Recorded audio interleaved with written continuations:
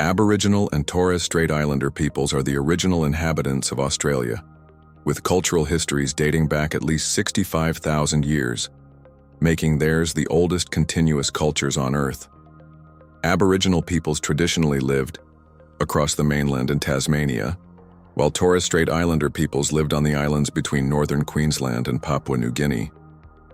These diverse groups developed complex societies with deep spiritual, ecological, and kinship systems closely tied to the land and sea.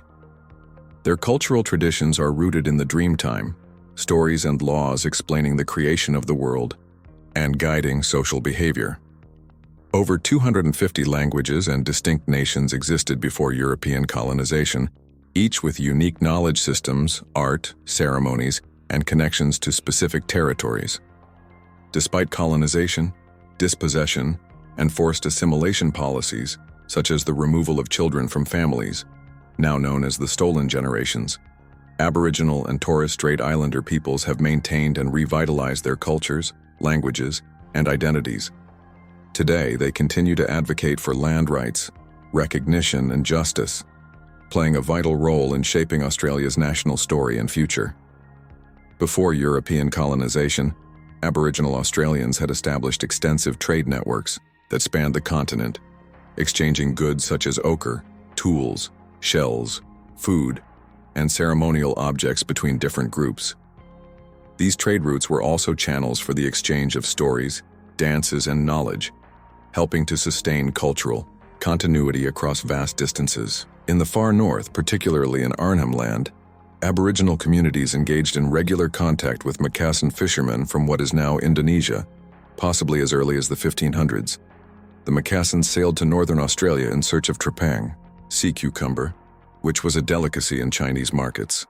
These visits brought iron tools, cloth, tobacco, and rice, and some cultural exchange occurred, evident in shared words, rock art, and the adoption of boats and fishing techniques.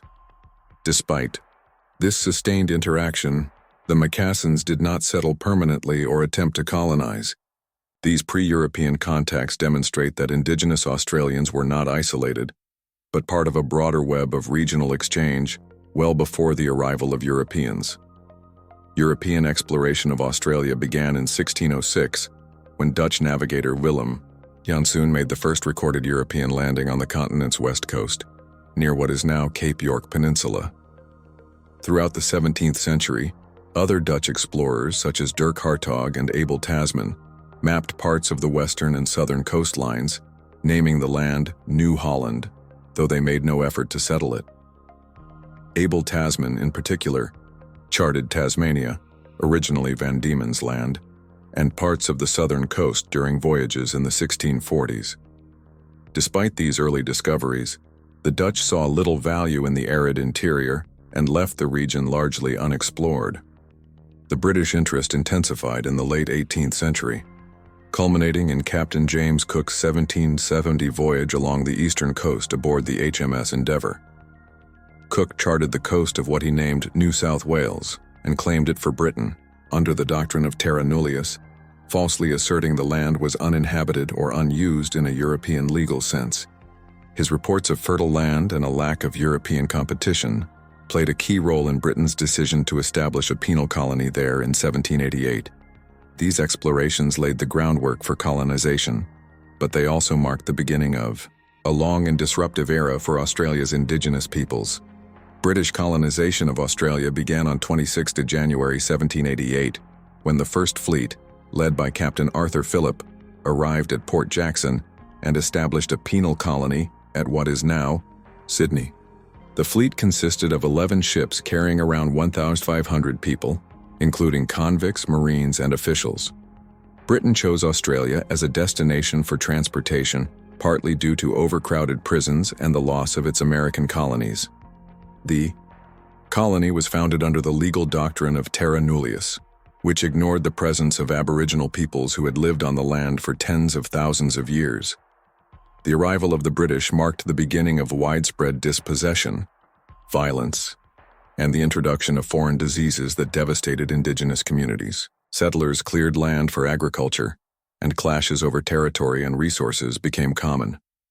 While the penal colony struggled in its early years with food shortages and isolation, it gradually expanded. Convict labor was used to build infrastructure and establish outposts, setting the foundation for the eventual spread of British control across the continent. Colonization irreversibly transformed Australia's social, cultural, and environmental landscape, initiating a legacy that continues to affect Indigenous peoples today. During the 1790s to the 1800s, British settlement in Australia rapidly expanded beyond the initial colony in Sydney, driven by the search for arable land, resources, and strategic control of the continent. As new colonies were established in places like Tasmania, then Van Diemen's Land, Western Australia, South Australia, Victoria, and Queensland, settlers moved into Indigenous territories, often with little regard for the original inhabitants. This expansion led to violent frontier conflicts between settlers and Aboriginal peoples, including massacres, forced removals, and resistance efforts by Indigenous groups defending their land and way of life. Diseases such as smallpox, introduced by Europeans, decimated Indigenous populations, further weakening their ability to resist. The British government began granting land to free settlers, and the economy began to grow through sheep grazing, wool exports, and agriculture, supported by convict labor. Some convicts gained freedom and became landowners, contributing to the spread of rural settlements. The legal system and governance structures were also extended to new colonies, reinforcing British control. Despite continued Indigenous resistance, the expansion of the colonial frontier effectively dispossessed most Aboriginal communities of their traditional lands by the mid-19th century, with lasting consequences for their cultures, communities, and sovereignty. The Australian gold rush began in the early 1850s, following the discovery of gold in New South Wales and Victoria, and it triggered one of the most dramatic transformations in the country's history. Thousands of prospectors, known as diggers, flooded into Australia from Britain, the United States, Europe, and particularly China, seeking fortune and opportunity. The population surged, especially in towns like Ballarat and Bendigo, which grew rapidly into bustling mining centers. The gold rush significantly boosted the colonial economy, funding infrastructure projects and accelerating the transition from a penal colony to a more prosperous and diverse society. However, the sudden influx of immigrants also led to rising social tensions, especially with Chinese miners who often worked cooperatively and successfully, provoking resentment among European diggers. This xenophobia culminated in anti-Chinese riots and discriminatory legislation, such as the Chinese Immigration Act. Politically, the gold rush era fueled demands for democratic reforms, most famously represented by the Eureka Rebellion of 1854, when miners in Ballarat protested against mining license fees and lack of political representation. Though the rebellion was quickly crushed, it became a symbol of Australian resistance and helped pave the way for broader voting rights and parliamentary reforms. Overall, the gold rush not only reshaped the economy but also the demographic and political landscape of Australia, laying foundations for its development as a modern nation. On 1 January 1901, Australia officially became a federated nation, uniting the 6 separate British colonies, New South Wales, Victoria, Queensland, South Australia, Western Australia, and Tasmania, into the Commonwealth of Australia. This was achieved through the passage of the Constitution of Australia, which established a federal system of government with a national parliament, while allowing each former colony to retain its own state government. The move toward federation was driven by practical needs such as coordinating defense, managing immigration, and standardizing trade and railway systems, as well as a growing sense of Australian identity. Although the new nation gained self-governing status, it remained part of the British Empire, and Britain retained control over foreign affairs and the appointment of the Governor-General. One of the first acts of the new federal government was the passage of the Immigration Restriction Act 1901, forming the basis of the White Australia policy, which severely limited non-European immigration and reflected widespread racial attitudes of the time. Federation marked a major step in Australia's evolution toward full independence, but it also entrenched social exclusion, especially for Aboriginal and Torres Strait Islander peoples. who were not included in the national census and denied citizenship rights. The legacy of federation is complex, symbolizing both national unity and the beginning of key debates over inclusion, sovereignty, and identity that continue today. Australia's participation in the World Wars played a central role in shaping its national identity and accelerating its path toward full sovereignty. During World War I, over 400,000 Australians enlisted, and around 60,000 died in service. The 1915 Gallipoli campaign, though a military failure, became a defining moment for national consciousness, giving rise to the Anzac legend, a symbol of bravery, sacrifice, and emerging Australian spirit distinct from Britain. The war deeply affected Australian society, causing political divisions over conscription and leaving lasting social scars. In World War II, Australia again supported Britain, but the conflict took a more direct toll on the homeland. Japanese forces bombed Darwin in 1942 and threatened Northern Australia, prompting a strategic shift in foreign policy.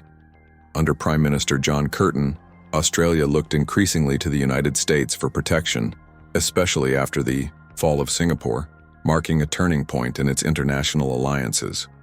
Over 1 million Australians served in WTORND, and the post-war period saw significant change. Australia embraced large-scale immigration, welcoming millions of Europeans to help rebuild the economy and increase the population. The wars also fueled industrial development and laid the groundwork for independence from Britain, culminating in the 1942 Statute of Westminster Adoption Act and the 1986 Australia Act, which severed most remaining constitutional ties to the UK. The war years helped forge a more unified, independent, and multicultural Australia, while also prompting reflection on civil rights, including for Aboriginal Australians, many of whom served despite being denied full citizenship at home.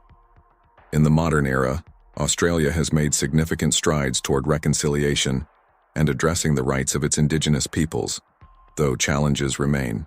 The 1967 referendum was a pivotal moment when more than 90% of Australians voted to amend the Constitution to include Aboriginal and Torres Strait Islander peoples in the census and allow the federal government to make laws on their behalf.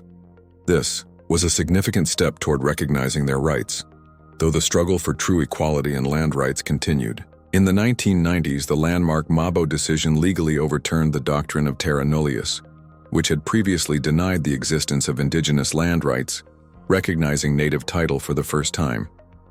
This decision paved the way for land claims and the eventual granting of land back to Indigenous communities. Further advancements came with the 2008 National Apology to the Stolen Generations.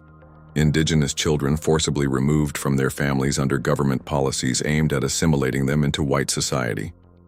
Despite these milestones, issues such as Indigenous representation in the national constitution, higher rates of incarceration, lower life expectancy, and ongoing struggles over land and cultural preservation remain. The push for constitutional recognition of Indigenous peoples and a voice to Parliament, which would allow Indigenous Australians to have a say in policies affecting them, has gained momentum in recent years, though the 2023 referendum on the matter was unsuccessful. These challenges underscore the ongoing need for dialogue, acknowledgement, and action to address the legacy of colonization and ensure equality for Australia's First Nations peoples.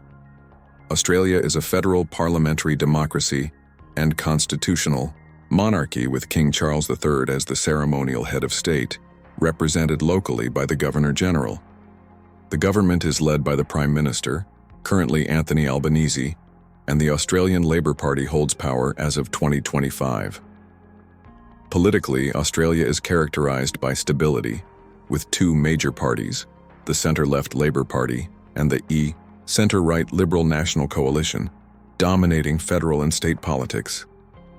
There is increasing focus on climate change policy, Indigenous rights, including debates over constitutional recognition and the Voice to Parliament referendum, and economic diversification beyond mining and agriculture. Geopolitically, Australia holds a strategic position in the Indo-Pacific region. Its vast maritime domain and proximity to Southeast Asia give it influence over key sea lanes and trade routes. Australia is a close ally of the United States, exemplified by its role in the AUKUS Security Pact alongside the UK and US, which aims to counterbalance China's growing military and technological reach. It is also a member of the Quad, with India, Japan, and the US, strengthening defense and diplomatic ties in the Asia-Pacific. While Australia maintains strong trade relations with China, its largest trading partner, relations have been strained in recent years due to security tensions, investment restrictions, and differing views on human rights and regional influence. Domestically, debates continue about balancing economic reliance on China with strategic alignment to Western allies. Australia's active engagement in regional forums like ASEAN and the Pacific Islands Forum further underscores its commitment to regional diplomacy and maintaining a rules-based international order.